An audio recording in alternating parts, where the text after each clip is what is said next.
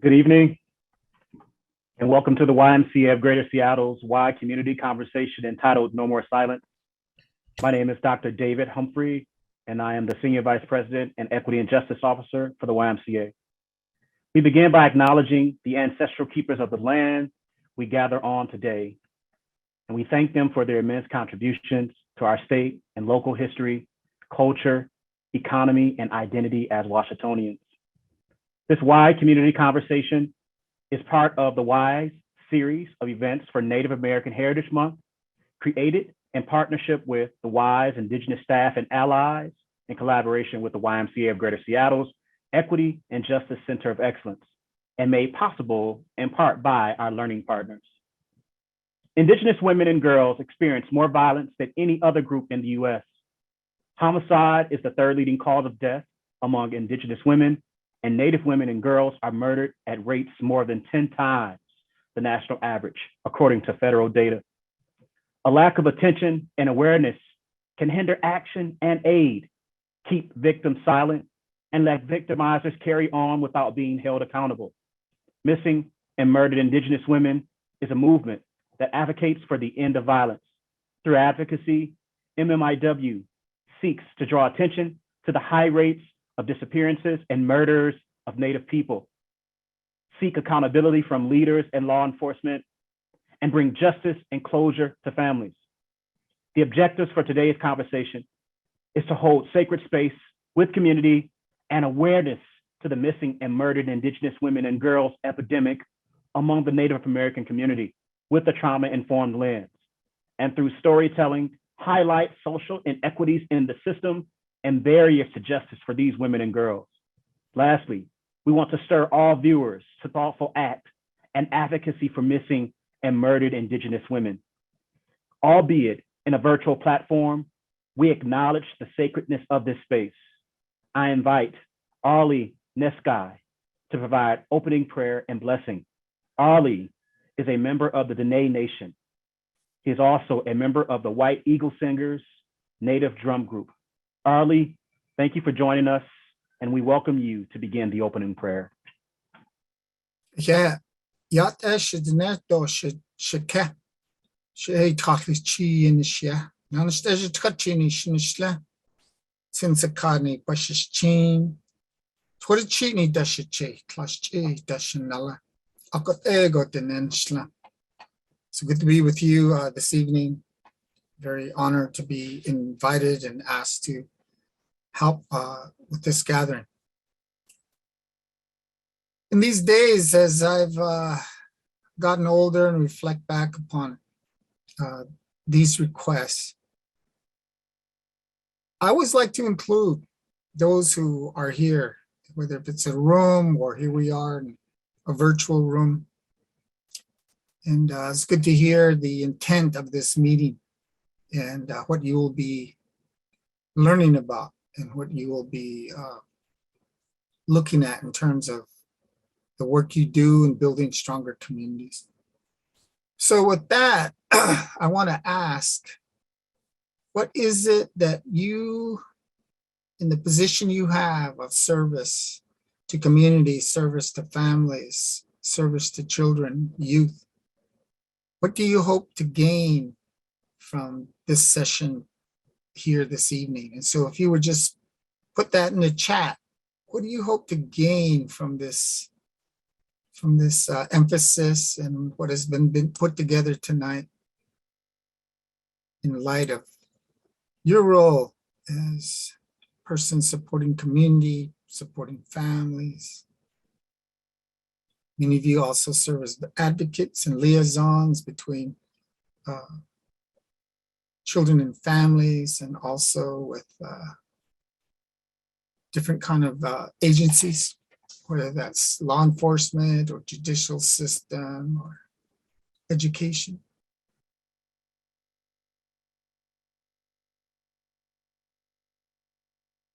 So if you could put in the chat, what is it that you hope to gain by this session here this evening?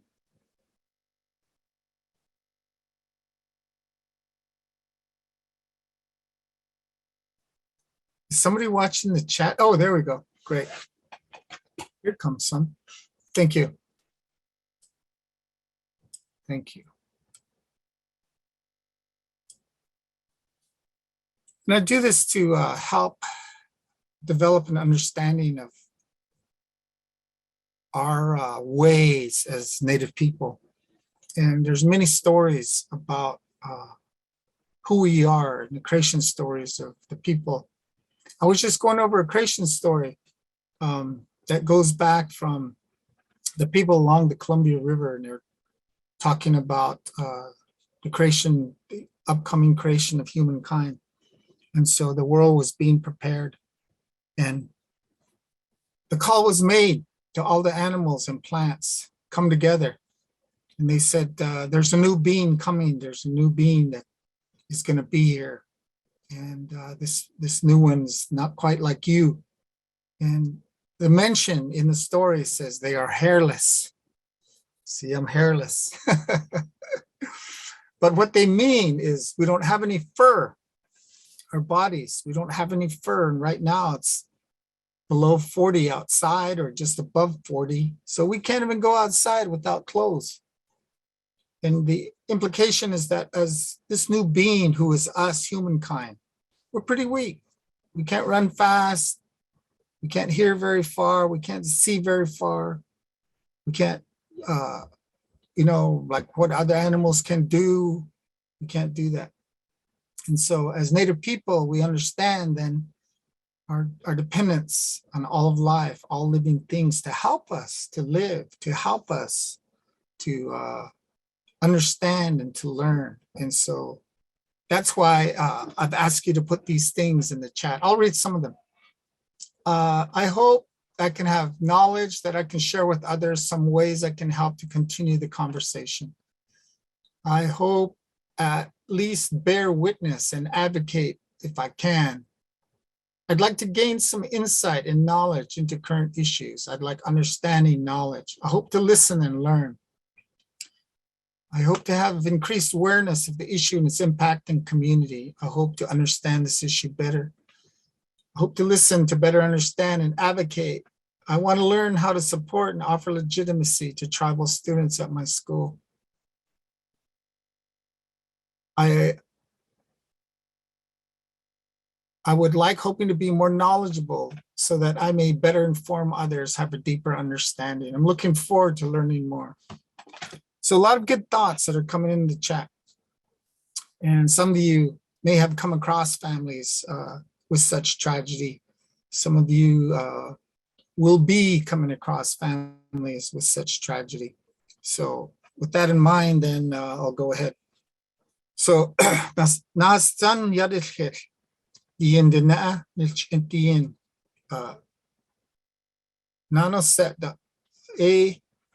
Zitlastan do Twiastan, Kalso Yindina, sacred holy people below and above and all around us in the different directions, and those of the waters and of the mountains and of the forest, the rain and the wind that we see that comes.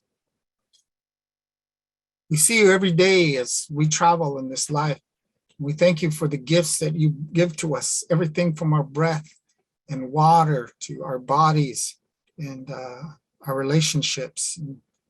So as we think about these things and what we're going to be talking about here tonight, as these people with this honorable position that they have been willing to become a part of, this community, they are doing good work, they have good hearts, they have good minds.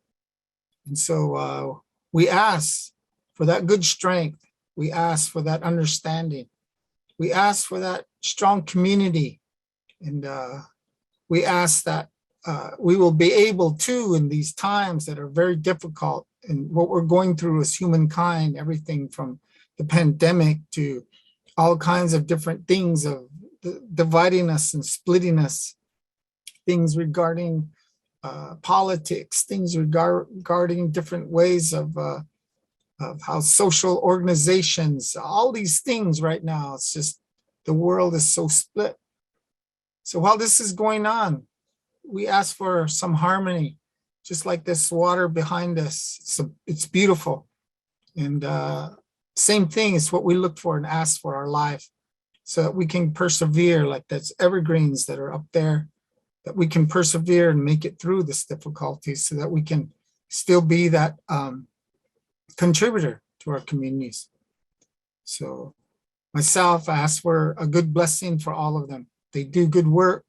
They give of themselves and their time and much sacrifice to do this kind of work. And I'm very thankful for them and all that they have done for the children and the youth and the adults and parents of our community.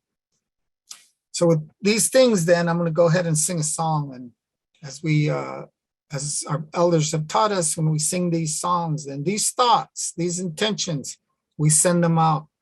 And we don't just send them out to people.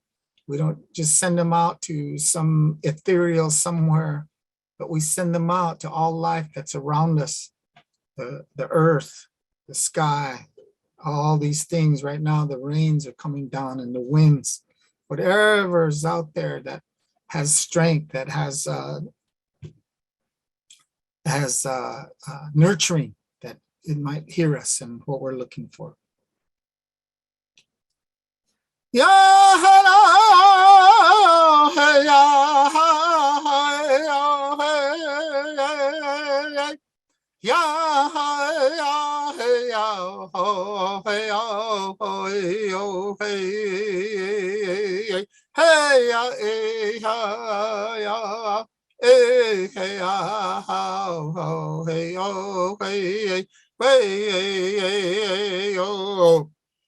hey, hey, ah, hey, ha, yo, hey, hey, ah, hey, oh, hey, oh, hey, hey, ah, oh, hey, oh, hey, hey, oh, hey, ya, la, la, ya, hey, hey, hey,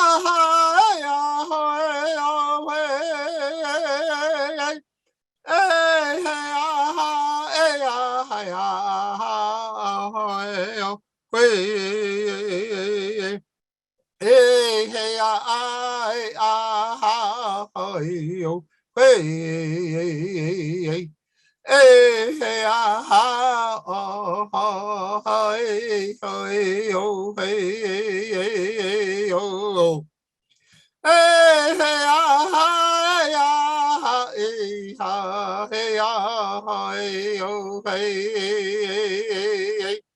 hey, ah, hey, ah,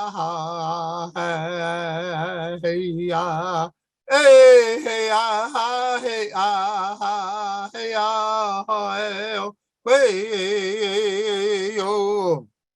And as we finish our prayers among my people, we say, in front of me is beauty, behind me is beauty, all around me is beauty. And I am the road to long life and happiness. And then we say, beauty is returning, beauty is returning. Hojona hasle, hojona hasle, hojona hasle, hojona hasle.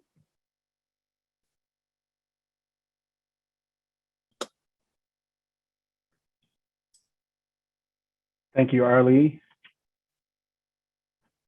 In this moment and creating space for this conversation, we acknowledge that there may be at times content or information discussed that may trigger experiences or thoughts.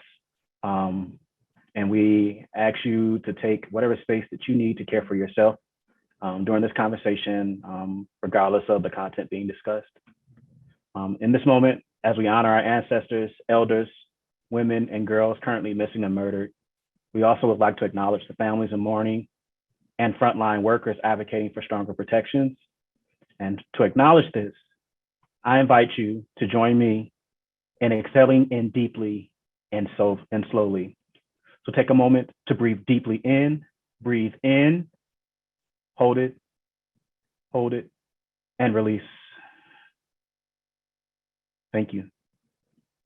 Now, I would like to introduce our moderator for this evening. Mmiw grew up on the Muckleshoot Indian Reservation in Auburn, Washington. She graduated with her bachelor's degree from the University of Washington in 2008, and again in 2019 with her executive MPA from UW's Evans School of Governance and Public Policy. Madreen currently serves as the Government and Public Relations Manager. She works to facilitate communications between lobbyists, staff, consultants, and the Tribal Council. Her work moves forward tribal legislative ideas and activities, and she executes tribal public affairs efforts. Madreen has served on a number of community and tribal boards, committees, and commissions. She currently serves as an AO board member for the Greater Seattle YMCA and member of the SAM Education and Community Engagement Committee. Madreen is happily married to Kobe White Sr. and is a proud mother to Duke and stepmother to Ali and Kobe Jr. Please join me in welcoming Madreen White.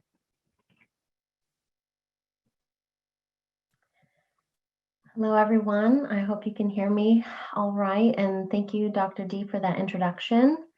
Good evening, everyone. Madreen White Seedsta, Muckleshoot Obchud. My name is Madreen White, and I'm a member of the Muckleshoot Indian Tribe. As Dr. D said, I'm also a member of the Board of Directors for the YMCA of Greater Seattle, and I serve as the Public and Government Relations Manager with the Muckleshoot Tribe. Just want to thank the Y for providing this space for conversation and creating this safe environment for us to discuss this very critical conversation. Also, Arlie, thank you for that beautiful invocation. I think it really sets the tone for the work that will be done here this evening. And so on behalf of the WISE board and staff, I'm pleased to welcome you to our Native American Heritage Month Y Community Conversation. Tonight's panel is about uplifting Native voices and history as we also delve into the topic of missing and murdered Indigenous women, girls, and people. We will hear from several tribal voices tonight, helping us examine and create understanding around social inequities and systemic barriers to justice for missing and murdered women and girls. Please join me in welcoming an accomplished panel of Native and Indigenous leaders we have with us today. I call them Sheroes as well. First, we have Deborah Parker. She is the Legislative Policy Analyst with the Tulalip Tribes of Washington. And I know she's been a long-time advocate for not only women and girls, but I believe for tribal interests, tribal sovereignty as well. So thank you, Deborah, for joining us this evening. Also, we have Duwana Johnson. She's with the Missing and Murdered Women USA, an advocacy group that connects women and families to services, help plan searches, and actively investigate cases. Duwana is also a member of the Colville Lakes Tribes.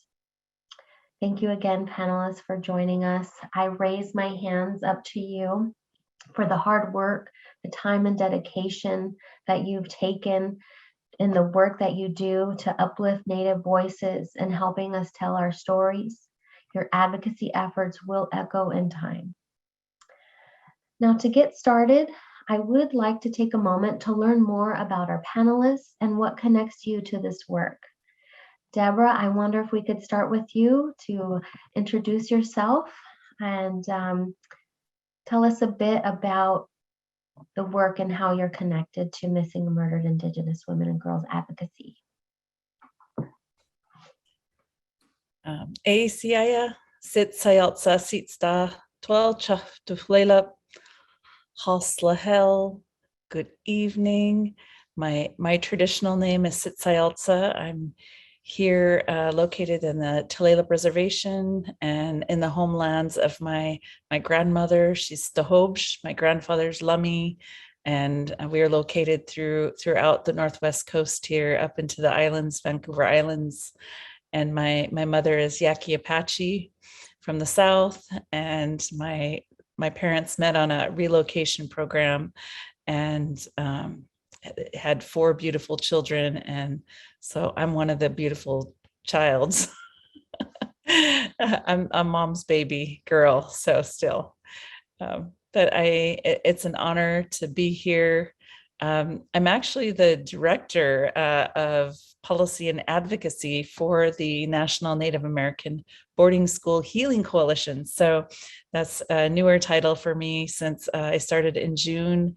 And I've been volunteering for many years, and decided that I want to help our boarding school survivors find some justice. So my heart and passion was there, and they agreed that I could stay on the Northwest coast and advocate. So that's exactly what I'm doing, is advocating for the children who they're missing and murdered as well, and for those boarding school survivors who never receive justice, and the families that are still wondering where their loved ones are. So that's something that I'm very passionate about.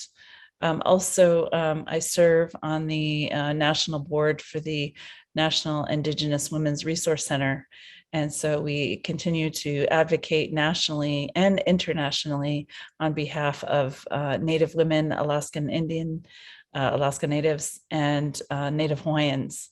So, and really all of our sisters, we're here in step with each and every one of you. And I always add our brothers, because we're we're in this together in our LGBTQ family. So to me, love is love. And if I can do that every moment I wake up and extend that out in the 4 directions, then I think I'm doing okay for that moment. So I just want to acknowledge each and every one of you here today, and thank you for taking the time to gain some insight. And just thank you to Arlie for the beautiful prayer and song. That's, to me, that's a way to honor us as Indigenous people, is to honor that heartbeat, and to get us in that spiritual sense of love and acceptance. So thank you so much. And yeah, and to our beautiful moderator as well, Madrine. Thank you. Thank you, Deborah. I'll always think of you now as your mother's beautiful child. So I think we all can relate to that. But thank you so much for providing that information and for being here tonight. We really, I know myself personally and a lot of others hold you in high regard. We have a lot of respect and admiration for you and the work that you do. So thank you. All right, next we have Duana. Duana, would you like to tell us a bit more about your work and what connects you to missing murdered Indigenous women, and any other aspects of the work or volunteerism that you might be a part of? Welcome you to speak. Oh, I think you're on mute there, Duana.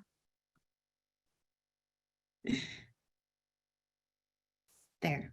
Now, can you hear me? I'm going to be the one that brings the humor to this, obviously, this evening. This is the second time I've ever done a panel. So, yeah, that being said, where to begin with that question? I'm a Navy veteran. But I think the thing that really got me involved with Mmiw was I'm a trafficking survivor. And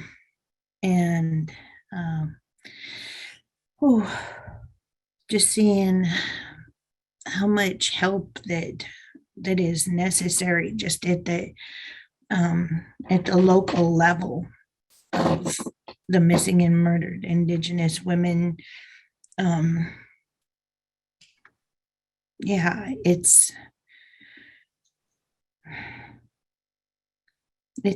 overwhelming. You know, it's like people delve into the statistics of things and they seem to kind of forget that there's real people behind it, families that are hurting. And that's what we do here at Mmiw USA, is we help the families find those missing people. And it's not just women and girls, it is LGBTQ. And I'm so grateful that that got brought up, because a lot of times that aspect of things it does get lost, you know. Um, so yeah, we do a lot of advocacy with families, connecting them with like Sovereign Bodies Institute, for instance. They're a huge help in just healing after the fact. So yeah, hopefully I answered that okay. Yes. Thank you so much, Duana, for your strength and your courage for being with us tonight. I know that I think it's emotional for all of us. I think we've all been touched by this in some way. We may know of someone or have family members, have community members, tribal members that are either missing or have passed on.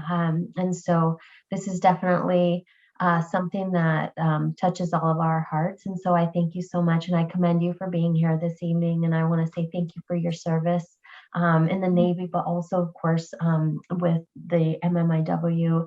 And I think, like you and Deborah have said, this is more about more inclusive than women. It does include girls and men. And so that's, why earlier I said people as well, because it's not just one demographic or gender that this affects, and it does affect families, communities, tribes, and regions, I would think, to include as well. It's a nationwide issue. So thank you so much for providing that information. And so I do have a couple of questions that I would like to invite you both to maybe just lend some of your thoughts or some of your share some information through your lens.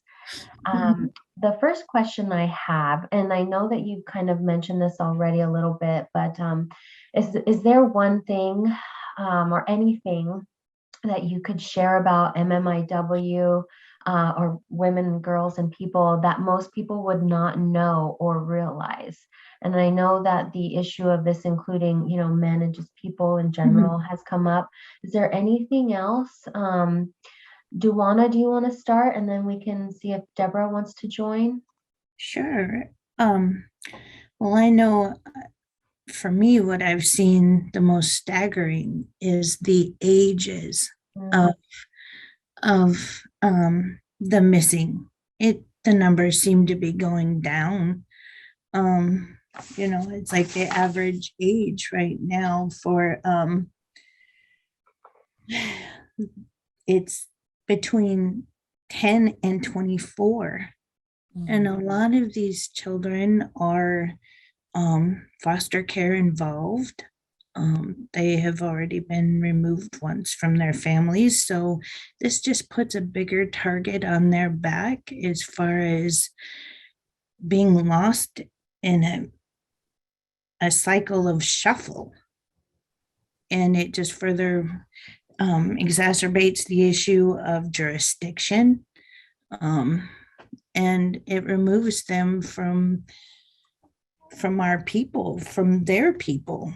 How can we enact safety for our people if we're not even connected to our people? Thank you. I think you bring up so many different points that a lot of people don't realize, that there are issues.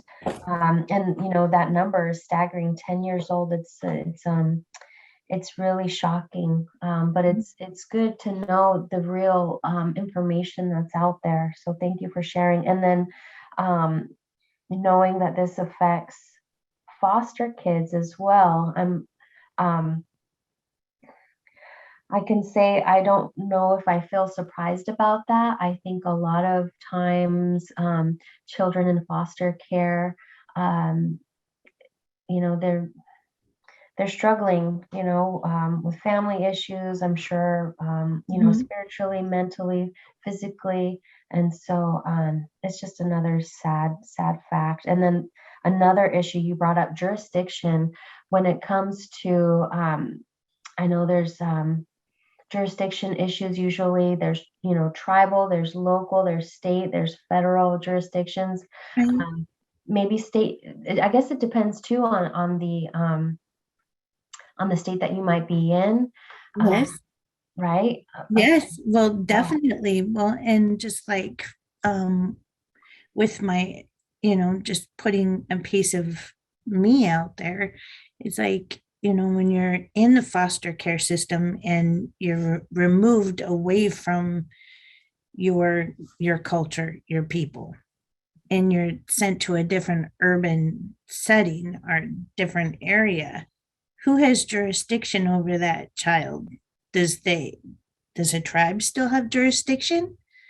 Does a state now have jurisdiction?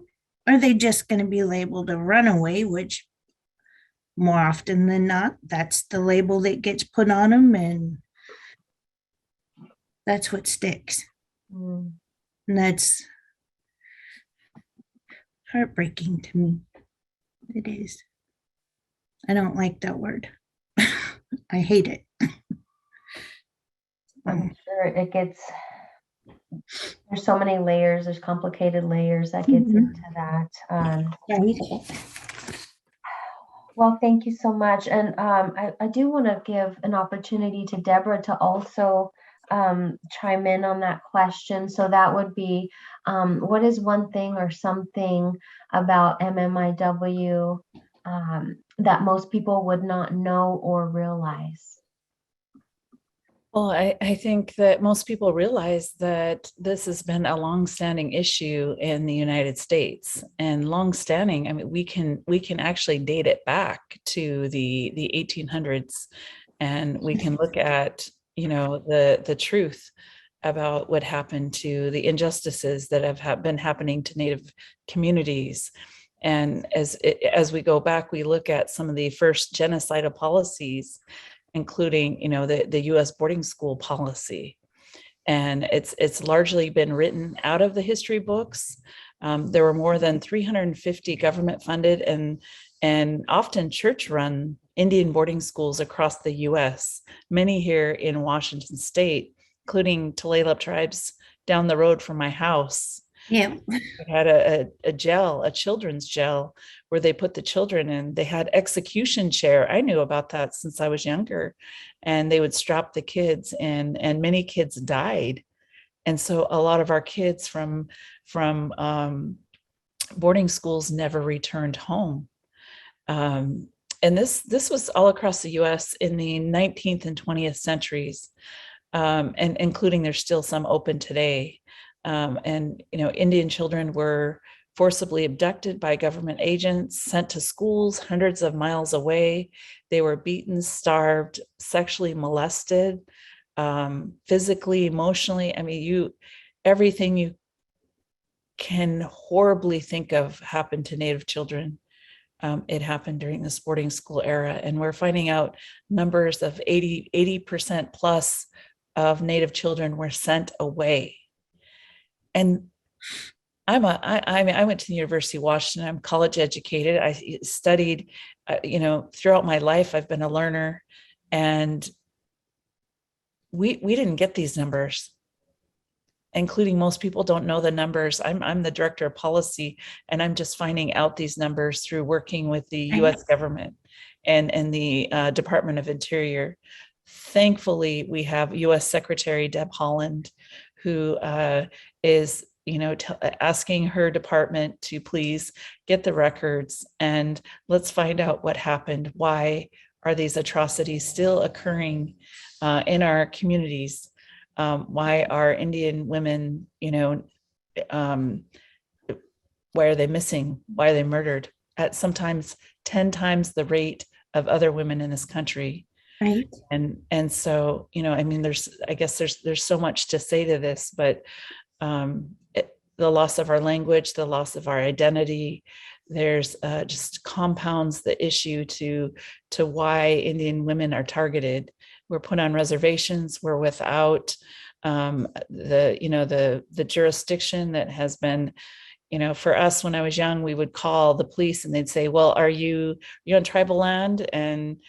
And because we're on a checkered board reservation, it was like, I think I am. Okay, you know, if you're in tribal housing, yes, I am. If you're on the street, you may be on county line.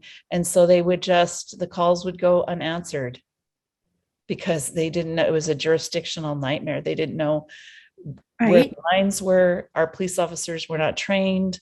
And it was a pretty much in the police, in the jails, it was a pretty much a free for all. They knew that you could harm Indian women and children Get away with it. and get away with it. That was very common, and unfortunately it still is today. Thank you, Deborah. Again, you bring up a lot of information or details and data that a lot of people may not realize or know. I think, especially going back to, the residential schools and the impacts that those have had on our community, the residual impacts, how they've really echoed in time as well. And you mentioned that about 80% of children were forcibly taken from their homes, from their parents, from the people who love them, their communities. And then for those that survived, they came back as different people, hurt and violated, and thinking about the impact of their community once they came back. It's just, it really is, I think, a testament to our people of how strong we are, where we are today, in terms of the issues, the terrible policies that were enacted that really were acts of genocide to a large degree. So thank you for bringing that forward and bringing that to the table for people to think about. Now, the second question kind of goes into some of those reasons why Native Indigenous women might be targeted, but also I think that what is consistently reported about missing and murdered Indigenous people is the aftermath, that they are missing. You see a lot of those posters with pictures and information about, their height and things like that. But looking kind of on more of a prevention, what are some measures that maybe we could, enforce or encourage to help prevent some of these occurrences, these missing and murdered Indigenous people? I know that if there's anything that you want to shed light on in terms of what are some of the current issues that might be contributing to the problem of the missing and murdered Indigenous women. So thinking about contributing factors and also thinking about prevention measures.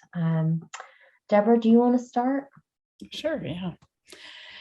Well, I mean, if we look at the spectrum of violence, we look at, the taking it back to colonialization, you look at taking it back to the genocidal practices of, the boarding school, taking of land, discrimination. If you're a Native American, I mean, the goal was kill the Indian to save the man. So, the stripping of language. So, we have seen some incredibly dark history here in the United States, but most of our people, most of the citizens of the U.S. will not know of these atrocities because it's not taught in these schools. Yep. And in growing up here too, if my parents didn't teach me, who I was and that I carried good medicine, I may have believed what the teachers taught us, that we're in some instances that we're extinct. And then in many, we don't exist unless you are in 7th grade and they're 8th grade in the Pacific Northwest history, you have a week on the natives that were here. So they still refer to us as long gone. And yeah, it's a past tense, if at all. So, we talk about how can you support? Well, learn true history through Indigenous eyes. learn about who your neighbors are. There's 27 federally recognized tribes in the state of Washington, and learn meet up with someone. What I've been seeing from our allies is I've had folks call me and say, would you mind having coffee with me? And I'm like, okay, and let's start talking. And they and these are some state representatives and folks who are making policy saying, I want to truly honor you or in your community. And so what do I need to do? And so it can't just be one person, because each tribal nation has citizens. And in our tribal nations, we're citizens to our sovereign governments. So each one of us has a vision and a view that we would like to see. Many of us we want our languages back. We want we want our land back. We want things that were stolen from us to be returned, including our regalia, our bones, including, so much of our identity was taken. And we were told in schools by teachers, still told, I worked in the school district, still told that, those negative words that, well, you're not as smart as others, and we don't need to, we don't need to educate you. You have your own ways, and we'll just put you in the corner. And so it's wrong on so many levels. And so as we look at all of those systems that are set up, the school system, the government systems, we truly need allies. And I think it's the time for healing. We've seen COVID shut us down in so many different ways. Yes. And I hope that people are reflecting about their own lives and how we can work together as human beings to uplift other people. And I hope that as we look at racial justice, as we look at, educating our own babies, that we are not so hurtful as to say another child is less important than my own child. And so we have to recognize that when we see an Indigenous woman, and when I was younger in Seattle, I seen a lot of Alaska Native women, and I'd say, Dad, what, look, the women look a little different than us here. And he'd say, yeah, they're from Alaska, they're Alaska Native. And I said, and I could see that alcoholism and there a lot on the street. And it wasn't just Alaska Native, but it was a lot of Indigenous women. And I thought, Dad, why are that beautiful woman looks like Auntie? Why is she on the streets? She looks beat up. And it just hurt me. It hurt me so bad that I want to do something every damn day. I want to wake up and be on panels like this and, work across the nation, because we're important. Yes. We are important. Our lives really matter. And I'm tired of being put down or let down because others don't understand. They've been blocked off away from us and told that, we're, don't walk towards them, or don't educate, or don't listen. But I think we're better than that. I think it's time that we reach out. And, I just lost a loved one a little over a month ago. And, my neighbor who lives here in Tulalip, she's non-Indian, brought some food for my family. And that's very deeply in our culture. But to have a neighbor come and bring a whole meal for us and send some love really shows that connection. So I think we have to cross some of those boundaries, not to take, but to give back. Right. Oh, I hear you. I hear you. I see you. Thank you. Yes, and want to extend sincere, condolences for your loss. We're very sorry to hear about your loss, and your strength really does come through in the words that you share and the way that you share them. And I think we can all feel the passion and the love in your voice for this work, but not just the work, but for the people that are involved and the families and the communities. I know that so many people just really appreciate you and admire you for that strength that you bring. to our community and raising the voices of our Native people, our Native women, our Native communities. So really appreciative of everything that you do, Deborah. And I really thank you for providing those different actions that people can do. I think, that last one was really powerful in terms of crossing boundaries and reaching out to our neighbors, whether they be, of our ethnicity or our nationality or not, and really learning more about one another. There's a lot of strength and beauty in that. So thank you. So Duana, same question in terms of thinking about contributing factors to missing and murdered Indigenous women and people, and then maybe thinking about some prevention measures that might be encouraged as well. Right. Well, I know one of the major things that we come across is definitely tied to domestic violence. A lot of women are fleeing with their children, and they are leaving their reservation, their area, and coming into a more urbanized setting. Is definitely more colonized, and at that time they're being, drugs are being introduced a lot of times. Alcohol is much more prevalent, and it speaks to homelessness. We all know how that whole cycle works, as far as that goes, but it all ties together with the poverty, becoming homeless, all of those things. They put a target on our women's backs, and that, coupled with, I don't think very many people think of this aspect of things, but the shame in reaching out for help. That's a huge barrier right there, because of how we as Indigenous women perceive how other people see us. Makes it hard for us to reach out for the help that we need, desperately need. And if we can help our women overcome that and see the value in themselves, that would be huge. A huge, and yeah, that would be huge. Thank you.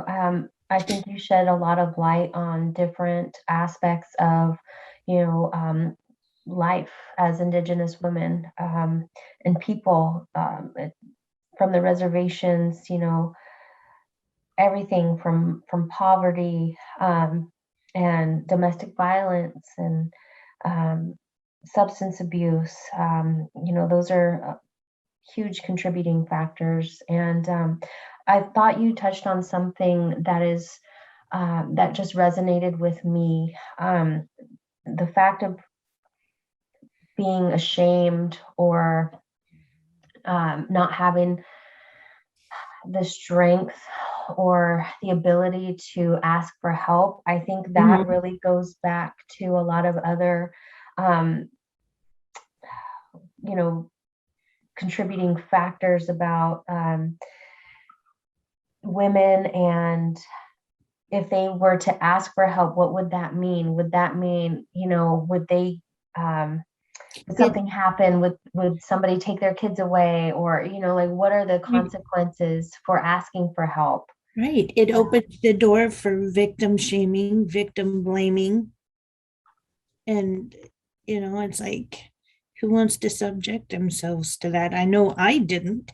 Right.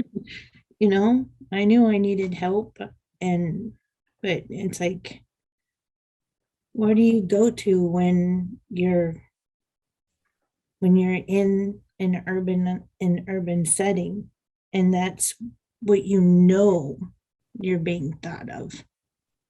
Well, just another drunk Indian. Well, just, you know, how can you ask for help when that's the label that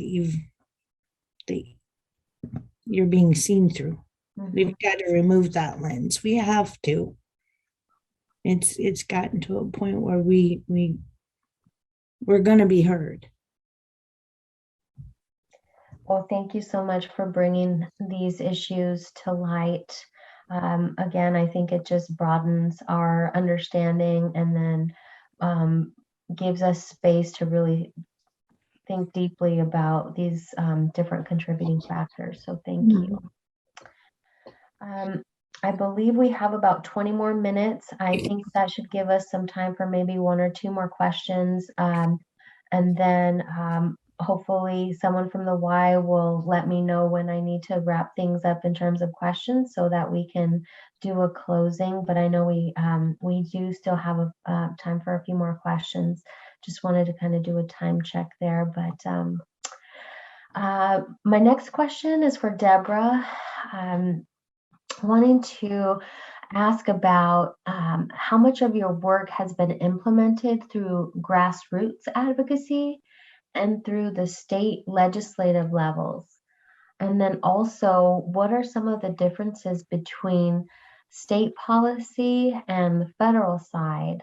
And maybe thinking about examples of the Savannah's Act. Okay. Thank you for those questions. So the first part of that question is policy, like state policies. Well, I'm going to go before state policies. I'm going to say it starts at home.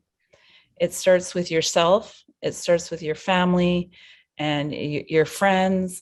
And it extends out because I'm a policy writer. I helped worked on the Violence Against Women Act, and we passed it in 2013, and we're working on it right now to pass the VAWA. In fact, we need it to pass in the Senate, and we're hoping by December 5th we can have it moving. So I received a text message from our policy analyst during this panel. So it is in the works. We need folks to reach out and help. I work the federal level more, but I do want to say that it's the local level that really makes a difference too.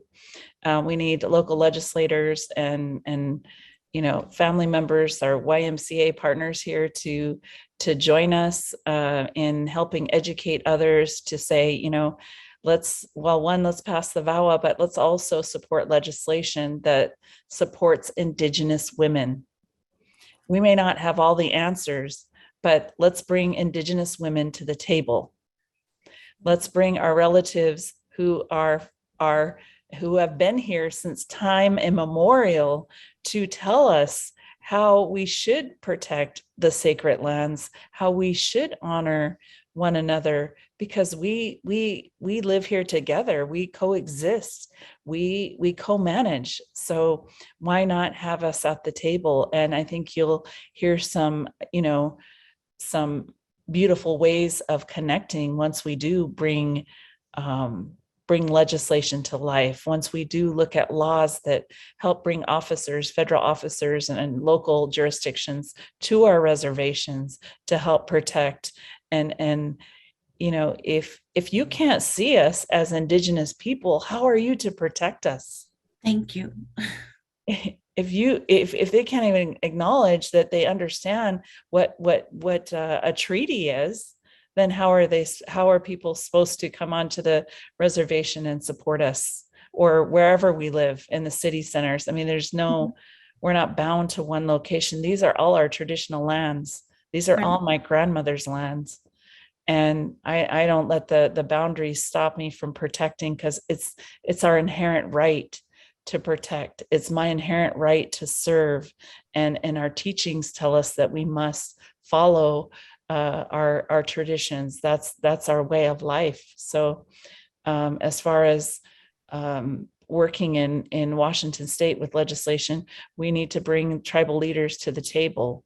You need to have those who are out there supporting in urban centers to the table and ask those agencies, Native agencies. Mother Nation is an agency that works with Indigenous women, and the Seattle Indian Health Board, and there's others. For me, the NIWRC, which is the National Indigenous Women's Resource Center.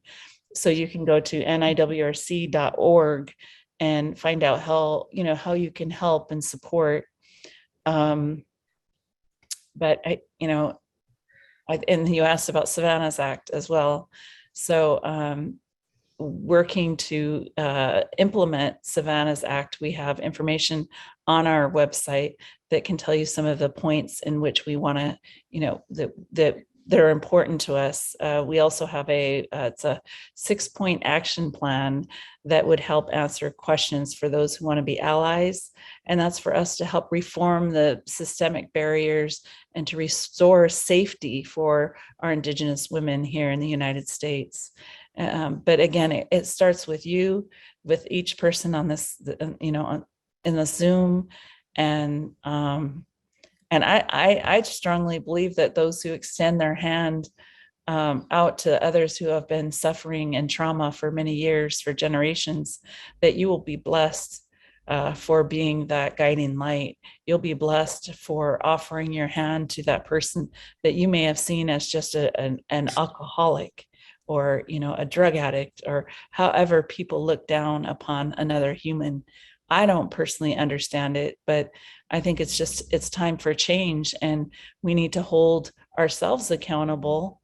As my late partner would say, hold yourself accountable first, and then reach out and hold our friends accountable to how we think about Indigenous peoples and how we've stepped on lands with such recklessness at times. And because that land, we are connected to the land, that you harm Mother Earth, you harm us, you harm the children, and you harm the future generations. So we have opportunity here to come together. Especially, I know this is November, is the Native American Heritage Month, but what a beautiful way to continue to do this every day. So long way around to the question, but thank you. Oh, that's wonderful. It's very inspiring, and I want to say thank you for sharing your perspective and your lens with us. I think you have a way of motivating and teaching, and I really thank you for that. And I like that hold yourself accountable first. I think that's a really good point, and something to reflect on moving forward. I know for myself. So next, another question. Advocates for missing and murdered Indigenous women often wear red, either paint on the hand or clothing. Was wondering, Duana, would you like to speak to the importance of wearing red? It's a really simple, quick answer. It's what our ancestors can see. It's the color that they can see. And it's also a call to action. It's really hard to miss the color red. Mm-hmm. Just saying. That's pretty much it. Okay. Yeah. Thank you. Appreciate that. So my next question, and I think we can ask both of you this question, but Duana, I'll ask you first. Could you speak to the impact of the issue of Mmiw on Native youth and children? Oh, yeah. A good place to start with that was just the passing down of intergenerational trauma. And I know for us here at Mmiw USA, one of the things that we're trying to do is we do have a program for youth, mainly for girls and LGBTQ called Staying Sacred. And we speak to a lot of those those kind of traumas. It is in an urbanized setting, so that all tribal members are welcome. It doesn't matter what tribe you're from. But we've got counselors on hand. We do cultural pieces, and we encourage Indigenous cultural pride, and just try to empower our youth, because like Deborah said, it starts with you and how you view yourself. And if we can empower our youth to feel more positive about themselves, the less chances they are going to be victimized. So. Thank you so much for that, Duana. I think you bring out great messages in terms of empowerment and identity, and being really proud of who you are and where you come from and who you represent and what you represent. Right. I think a lot of times that gets lost, unfortunately. And so thank you so much for providing that space for the youth and the families to really start taking back some of that pride and having that safe space to do so. I think I can only imagine the beautiful impact that has on the lives of the people that you come in contact with. So appreciate you and that work that you do there. Thank you. Let's see, I have another question for, I think we have enough time to ask both of you. Could you speak to the intercultural dynamics on how people from your tribe or your community have and continue to stay connected during the pandemic? We talked a little bit about how the pandemic has I feel like maybe alienated a lot of people in terms of just isolating people from their families. And so just wondering how the pandemic has impacted maybe some of the dynamics in the work that you do. Do you want me to start? Sure, Deborah, sorry. Thank you. Well, I mean, the pandemic has really, I think it's been difficult on tribal nations because we are very social. We're a lot of times with our grandmothers and our aunties and uncles, and we're very communal in that way. And so having to stay home and stay isolated so that we don't, harm those who are vulnerable to this disease has been difficult for so many. And because of our immune systems as well, we've lost a lot of Native people. Yes, we have.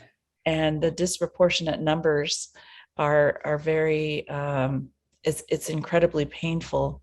And to me, I understand the impacts and the feelings, but I don't think people understand the magnitude for us. Like Tulalip has a little over 5,000 tribal members. So when you lose one, the impact of that, it feels so devastating because our numbers aren't great. And so being at home I know it's been difficult for folks, but I also know that I think a lot of people are doing self-reflection and deciding, do I want to send my kids to these types of schools? Do I want to homeschool? Do I want to grow a garden? How do I preserve? I want to go back to the old ways. How can I do that? Because these ways of extraction and of, abusing the earth, how can we silence our minds? That's another thing. I think a lot of folks are looking at the introspection because we were so busy I think I'm still busy at home, but but you know, how can we be better connected with our children? And so I think that staying at home has brought some valuable lessons, but I know it's been difficult because when you're at home and you have trauma, it's hard to sit in your trauma with, you know, out trying, you know, people are fight or flight. So I'm good at let's flight. I'll go over here so I don't have to look at the pain I've been through or the hurt, or, you know, I don't have to process. So I think we're in a time of great processing, and how important, you know, is it to really self-reflect right now, and to really look at how we can become better human beings here on this planet, and, you know, in this universe, and how can we connect to our own spiritual self and remember who we are and how we were born to examine our balance of, you know, mentally, physically, emotionally, spiritually. How do we connect to that? Thank you so much for sharing that. I think I myself just personally have experienced a lot of what you're discussing. I started taking one of our online language classes, wanting to connect and preserve language and tradition and bring that into our home here with my son. And so that's been kind of a reawakening, a reinvigorating on, and I'm sure it's not just me, but that's some of the light, I guess, that COVID has kind of brought to our lives in terms of freeing up some of that space where it might have been taken elsewhere in our busy lives pre-COVID. So the self-reflection, I think, is common, and I appreciate you bringing that forward. And so let's see. Duana, do you want to talk a little bit about how the pandemic has impacted maybe some of the work or some of the people that you've been working with? Oh wow. I think it's definitely oh yeah, it's definitely made the numbers go up, not down. Just as far as the sheer number of calls that we're getting for missing. And again, a lot of that has to do with domestic violence and other issues that are in the home, because people are at home more now, stuck there with an abuser, or, you know, or trying to flee.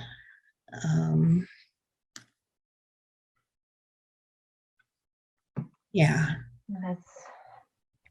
That makes sense. It's a sad truth. So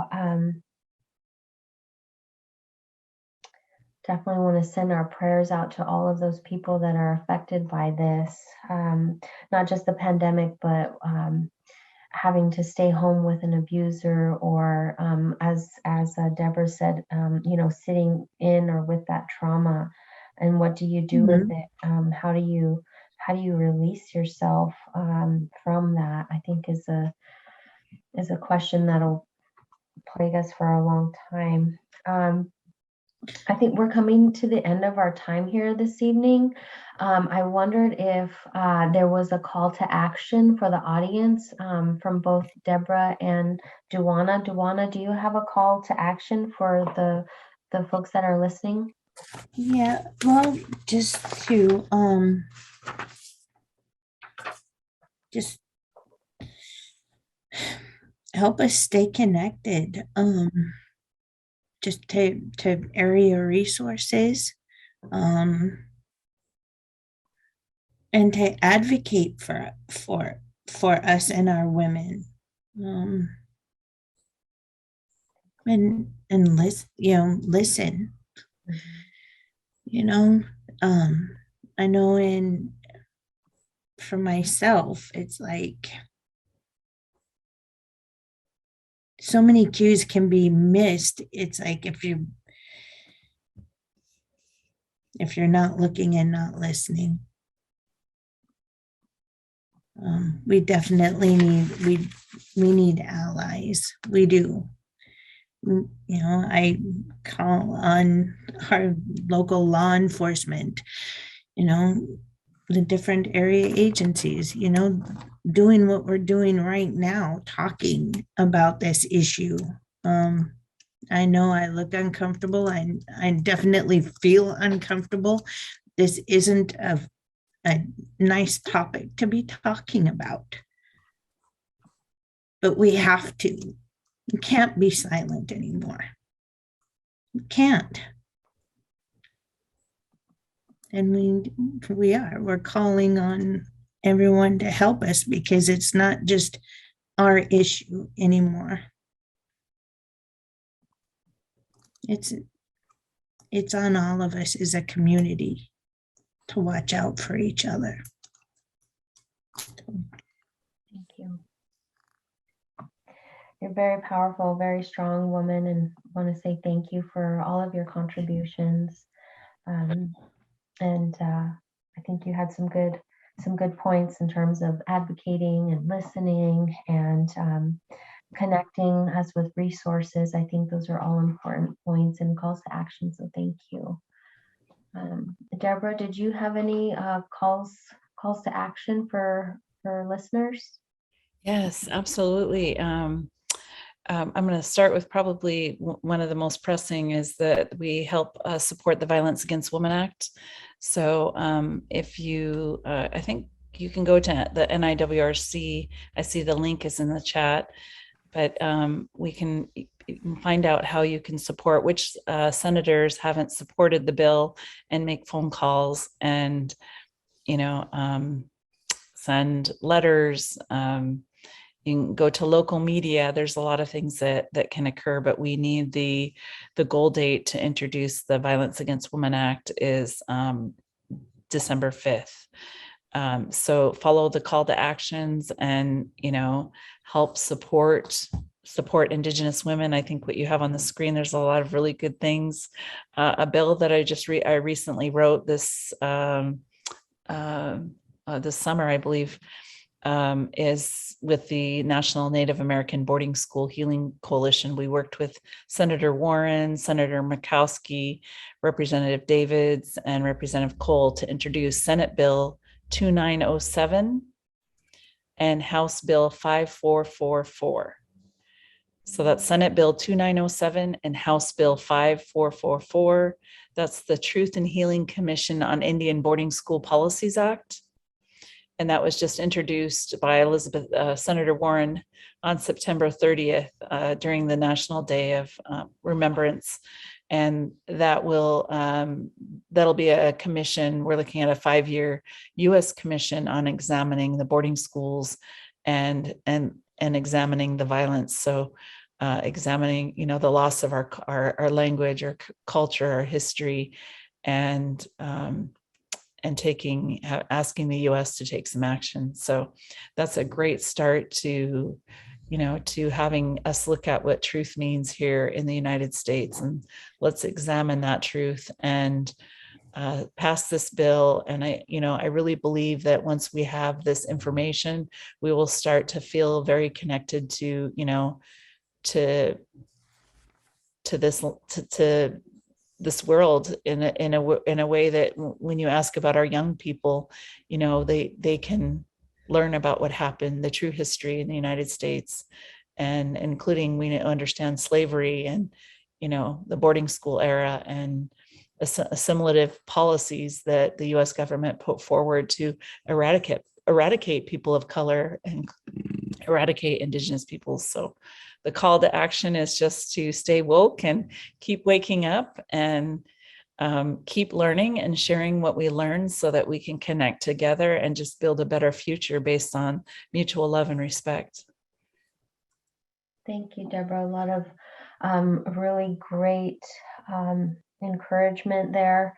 Thank you for bringing up the Senate Bill 2907 and House Bill 5444, and for letting us know about VAWA and the other work that you're doing on those federal policies. We hope to be able to support those. And just what a powerful message that has been shared with us today from both of you. I really appreciate and respect and thank you so much. To Deborah and to Duana for your insight and your time tonight and helping bring this important conversation to light. We're very thankful for your contributions and your advocacy on so many levels. And thank you so much for joining us in this critical conversation. You brought us out of our comfort zones and stretched our thinking. And so want to thank you for providing your insights through your individual lenses to help us grow and create the community that we want for our children and for generations to come.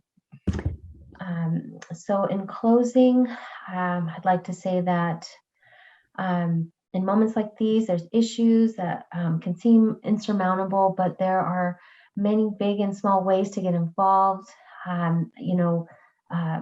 Deborah and Duana talked about ways to stay woke, as Deborah put it, but also to help or ways to engage and support the communities.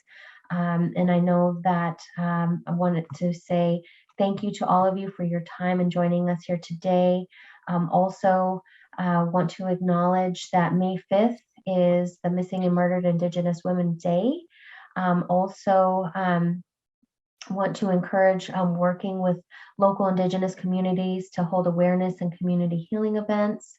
Also want to encourage support for families with missing loved ones and their searches and other needs that might be spiritual, emotional. And that's another way to help support our communities and our people that are dealing with this. Really, it's an epidemic within our communities, the missing and murdered Indigenous people. Also want to recommend visiting the NIWRC Resource Library for resources and information that Deborah brought up earlier this evening as well. Want to support tribal programs or learn more about advocacy and issues of violence against women. Please utilize that resource. And then another encouragement would be to help build momentum to push elected officials for more appropriations for the Savannah's Act, the Not Invisible Act, and the VAWA Violence Against Women Act as well. So I just want to again say that these are additional resources, or these and additional resources and upcoming community learning events can be found on the WISE Native American Heritage Month resource page. You'll find the link on the screen and in the chat box. I think a lot of you have seen that already. Want to say thank you for joining us this evening. And if you're watching after the live event, you can find the link below this video in the description.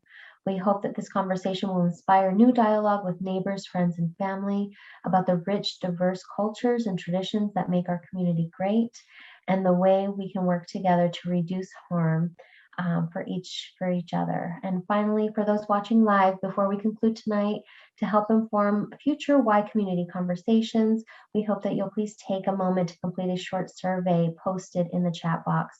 Your feedback is valuable and appreciated and welcomed. So thank you for walking alongside us in this important work, and please be safe, stay well, and be good to yourselves. Lab Sabut, take care of yourself. Thank you.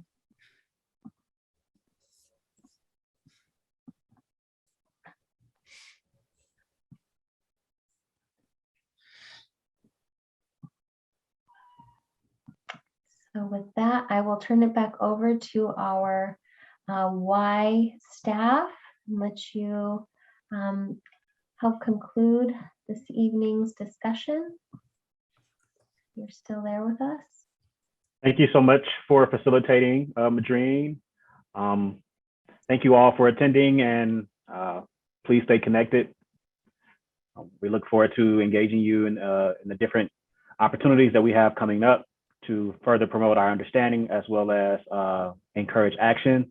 to address this important issue, as well as all of the other programming this month for Native American Heritage Month. So thank you. Have a wonderful evening. Thank you all.